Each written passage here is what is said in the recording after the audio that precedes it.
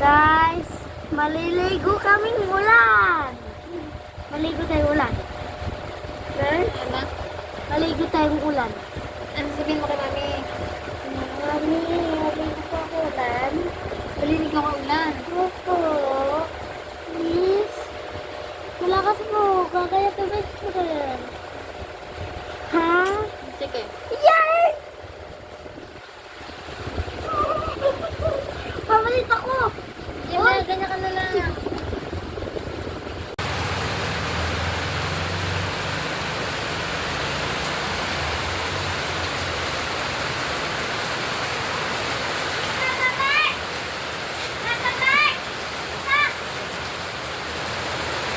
Ezekiel.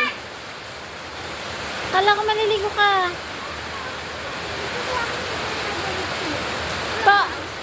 Patapos na yung ulan niyan. Patapos na yung ulan. Patapos na yung ulan. Dali. Ayun o.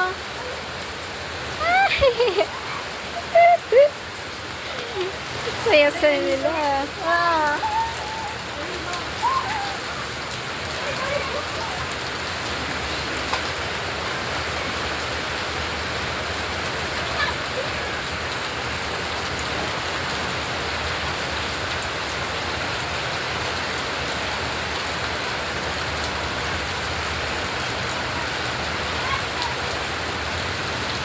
Ay, dito lang kami. Dito.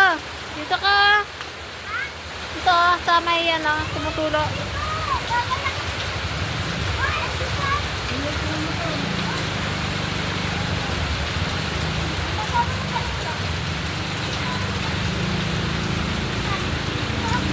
Naalala ko yung mga araw na ganyan di kami kaliliit.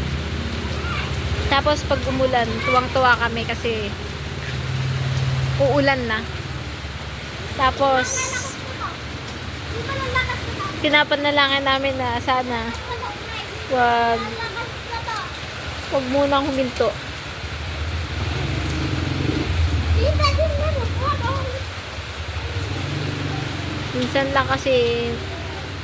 Minsan lang maging bata, kaya yung mga naranasan namin, mga naranasan ko na enjoyment ng pangbata, gusto ko rin paranasan sa anak ko.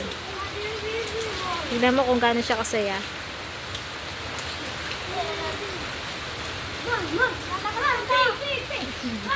Lalakas na to.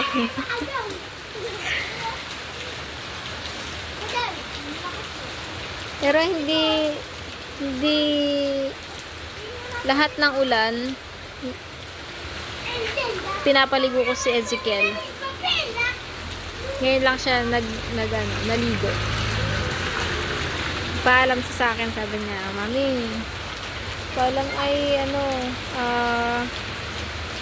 ligo ako ulan." Yung pala, kaya niya sinabi yun kasi may nakita siyang kalaro sa daan.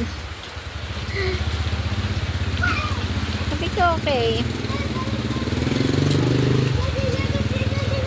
Pag lumaki na siya, hindi na niya maisipan na umulan. Hindi na niya maisipan na maligo. Maligo sa ulan kasi naiya na siya. Kaya hanggat maliit pa, go lang.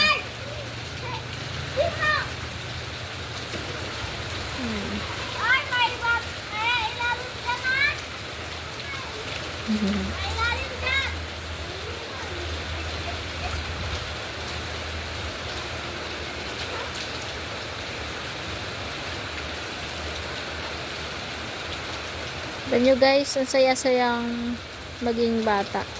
Kasi yung mga bata, wala silang problema, alam lang nila maglaro, maging masaya, mag-enjoy, mag-aral.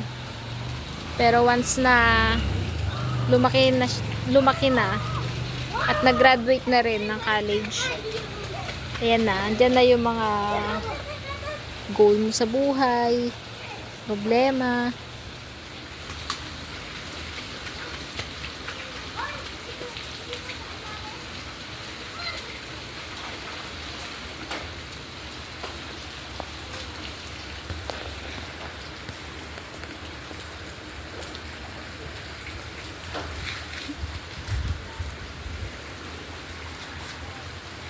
Nag-swimming.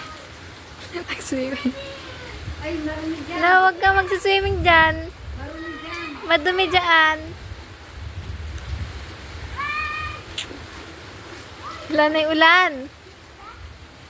Ezekiel. Dito. Dito na kaya, dito. Dito na kayo. Wala nang ulan, ligo ka na. Ligo ka na dito. Ezekiel. Kitang-kita mo talaga sa mukha niya na ano. Na yung lungkot kasi wala nang ulan. Ganyan kami ng bata. Malungkot na parang masaya, ganun. Kasi nakaligo siya. Tapos malungkot kasi wala nang ulan.